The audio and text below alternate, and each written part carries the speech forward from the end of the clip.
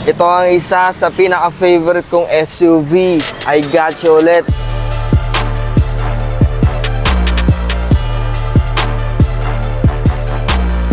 So meron tayo dito guys, 2019 Mitsubishi Montero GLS Premium. Exterior wise tayo, napakaganda ng paint, pearl white yan, napakalinis.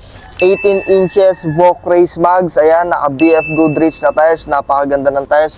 And tingnan nyo, upgraded na rin ang suspension yan. Dito naman tayo sa harap, projector fog. Dito naman tayo sa harap, projector headlights, may RFID na rin to, may touch ng chrome dito, may fog lamps dito, at yung grill, chrome din, napakaganda. 7 yung ending. Interior wise naman tayo guys, well designed na steering wheel, may mga controls na rin dito, and of course may cruise control na rin to. Paddle shifter, 86,000 mileage on the clock, ang dashboard intact na intact. Fresh leather seat, napakalaking Android infotainment system, may USB port na dito, automatic transmission, electronic parking brake, 2 cup holders dito, storage space dito at another storage space dito, storage space din dito, vanity mirror sa passenger side at vanity mirror sa driver side, may shade holder na rin to dito at mic para sa mga phone calls nyo. And of course guys, power seat na rin to.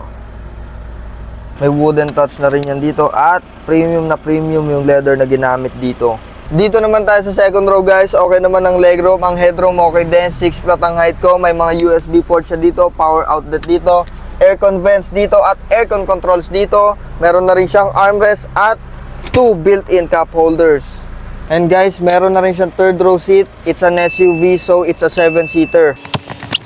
So huwag ka masyadong mag-expect ng space dito sa last row kasi hindi siya ganun kaluwag, pero pwede na at least 7-seater, di ba?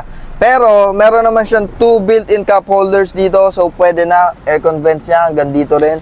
Dito meron din, and of course passenger seat belt para sa safety nyo. So dito naman tayo sa pinakalikod guys, may storage space siya dito at kompleto to ng mga tools at yung spare tire niya virgin pa. At kung meron ka ikakarga, pwede mong gawin to. Boom! Panis. So engine wise naman tayo guys, is a 2.4 liter Myvec turbo diesel 8-speed automatic transmission engine. So yung kondisyon ng makina niya, maganda, maayos. Magdala ka ng scanner at mekaniko para ma-assure mo na maayos ang kondisyon ng makina. Sa fuel consumption naman niya, actually matipid tong Montero. Bukod sa diesel siya, kaya niya mag 10 to 12 km per liter sa city driving. Sa highway, 12 to 18, mga ganyan. Approximately depende sa road conditions or driving conditions nyo, pero pwede na, sobrang pasok na pasok to pang daily use nyo, and of course family car. So kung gusto nyo to guys, 2019 Mitsubishi Montero GLS Premium for only napakamura nito, 795,000 pesos lang guys.